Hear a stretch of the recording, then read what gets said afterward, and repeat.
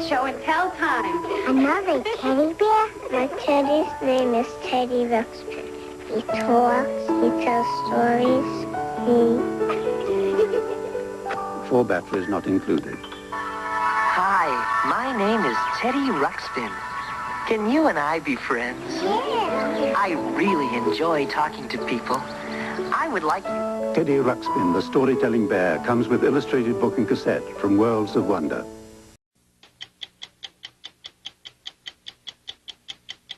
Welcome back to this edition of 60 Minutes as we look back on the 1980s. To start us off, here's Sally.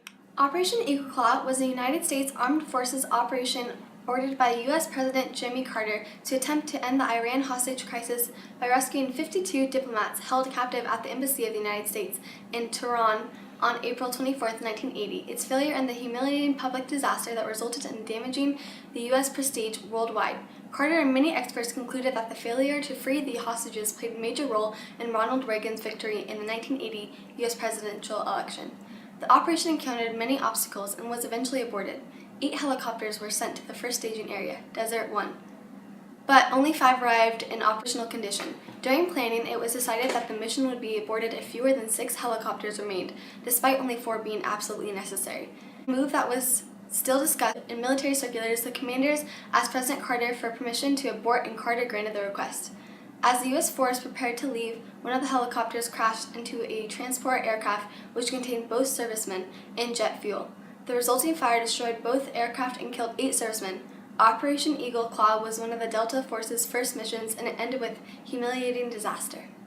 January 28, 1986, the Challenger broke up 73 seconds after liftoff, bringing a devastating end to the spacecraft's 10th mission. The disaster claimed the lives of all 7 astronauts aboard, including a teacher from New Hampshire who had been selected to join the mission and teach to children around the world. It was later determined that 2 rubber rings, which had been designed to separate the sections of the rocket booster, had failed due to cold temperatures on the morning of the launch. The tragedy and its aftermath received extensive media coverage and prompted NASA to temporarily suspend all shuttle missions. Mr. Gorbachev, tear down this wall.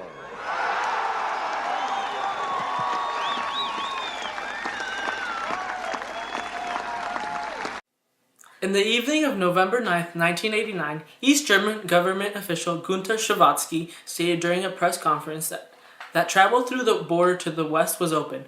People who heard the broadcast were shocked. They went to the border to see if this was true. The border guards, who had no explicit instructions as to what to do, let them through. As the news spread on both sides of the wall, huge numbers of people flocked to the Berlin Wall and celebrated. This marked the end of the Cold War. Popular culture exploded in the 1980s. Pop music thrived due to artists like Michael Jackson and Madonna, whose popularity grew thanks to the introduction of the music video and MTV. Hollywood flourished with the release of blockbusters like E.T., Indiana Jones, Back to the Future, and Star Wars Episodes 5 and 6. Movies focused on high schoolers became popular thanks to John Hughes classics like Ferris Bueller's Day Off and The Breakfast Club. Sitcoms like The Cosby Show and The Jeffersons were popular throughout the 1980s, as well as action-adventure series like MacGyver and The A-Team.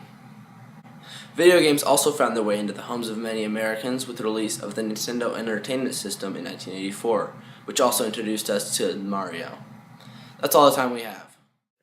Thanks for watching and stay classy, Sam Barlow.